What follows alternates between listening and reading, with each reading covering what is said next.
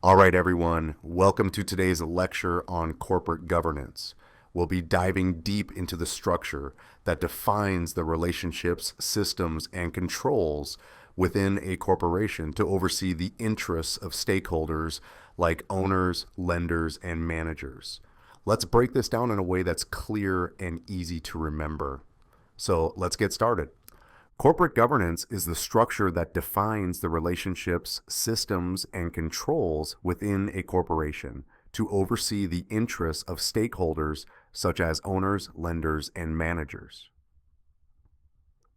This learning module explores key relationships and potential conflicts among stakeholders, mechanisms for conflict resolution, dispute settlement, and risk mitigation, and the benefits of strong governance versus the risks of insufficient governance structures. In a corporation, there are various relationships, shareholders or principal, who own the company and appoint the board of directors through voting. Board of directors, they act on behalf of shareholders, overseeing the company and hiring managers. Managers or agent, who tasked by the board to manage day-to-day operations and hire employees. This setup creates a principal-agent relationship where the principal shareholder hires the agent manager to perform tasks. However, because managers often know more about what's going on than the shareholders, information asymmetry, conflicts can arise if their interests aren't aligned.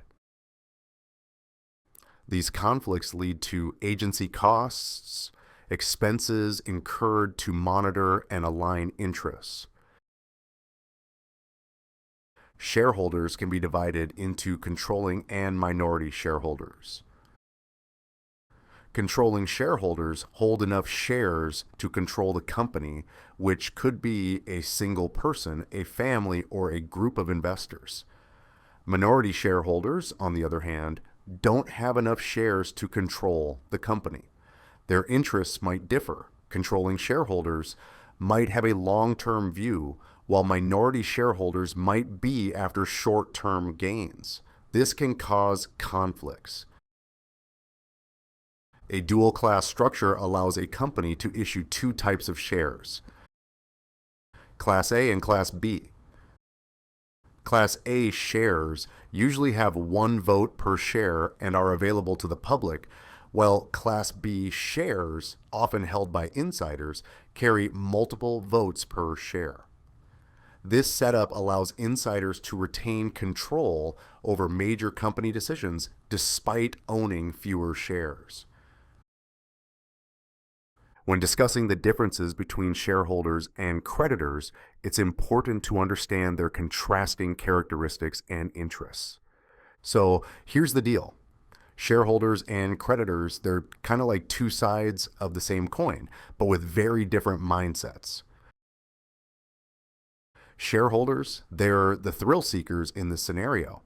They love taking risks because more leverage means more dividends, which means more money in their pockets. They're all about that high reward game, so they're usually not too bothered by strict rules. Now, creditors, they're the cautious ones. Think of them as the folks who always double check everything before they make a move. They want less leverage, steady cash flows, and they're definitely not fans of big dividend payouts because that can mean more risk for them. Because of these totally opposite viewpoints, creditors often step in and set up some pretty tight rules, like putting a cap on how much debt a company can take on or limiting the dividends that can go out to shareholders. This is especially true when we're talking about long-term debt. Why? Because the longer the debt hangs around, the more time there is for things to change, like the company's business conditions, strategy, or even who's running the show. And that can make creditors pretty nervous. So understanding this push and pull between shareholders wanting to go big and creditors wanting to play it safe is key to keeping the balance in check. It's like walking a tightrope, and getting it right can make all the difference in how smoothly things run. Now let's talk about the corporate governance mechanisms. Transparency is key for effective governance. Public companies must provide financial and non-financial information and have independent audits of their financial statements. Private companies disclose information selectively. Investors rely on these reports to evaluate performance and make decisions. Shareholders have control mechanisms to protect their interests, usually defined in securities laws, and include annual general meetings, AGM, say on pay, extraordinary general meetings, EGMs, and proxy voting. The AGM occurs yearly for shareholders to discuss and vote on crucial company matters. Say on pay gives shareholders a non-binding vote on executive compensation plans. EGMs are called for specific resolutions, like mergers or bylaw amendments. Proxy voting allows shareholders to vote without being physically present. Creditors use mechanisms to protect their interests, including bond indentures, creditor committees, and ad hoc committees. Bond indentures are contracts outlining bond structure and duties. Creditor committees represent bondholders during bankruptcy.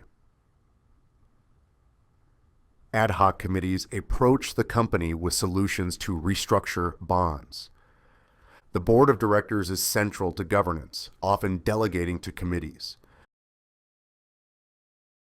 The three most common committees are the Audit Committee, Nomination or Governance Committee, and Compensation Remuneration Committee. The Audit Committee oversees financial reporting and audits. The Nomination or Governance Committee manages board elections and governance policies. The Compensation or Remuneration Committee sets salary policies for directors and executives, aligning interests with shareholders. Additional committees might exist for specific needs, like risk committees in financial services. Companies manage employee relationships through labor laws, unions, employee relationship management, individual employment contracts, and employee stock ownership plans. Labor laws establish standards for rights and obligations. Unions represent employee interests. Employee relationship management helps attract, retain, and motivate employees. Individual contracts define rights and obligations. Employee stock ownership plans align employee and company interests. Customers and suppliers protect their interests via contracts and social media. Contracts define commercial agreements and dispute resolution. Social media influences public opinion and company reputation. Governments regulate businesses through laws and regulations, protecting property, contract rights, and specific groups like consumers. Industries with significant public impact face additional regulation. Corporate governance codes require publicly traded firms to comply or explain their practices.